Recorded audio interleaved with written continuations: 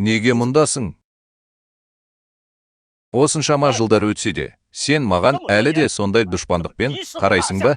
Әлде мені әлі де басуға асығасың ба? Американың әлемдегі жағдайына кепілдік берілмейді деп қорқасыз ба? Күліңіз, сіздің еліңіз жаһандық билеуші деп аталады. Сіз ғимарат жібересіз бе? Сіз өзіңізді шынымен тым материалдық деп санайсыз. Кім білмейді? Ол сіздің елде оқып жүргенде тек мемлекеттік құжаттарды қарауға құқылы болатын. Айта кету керек.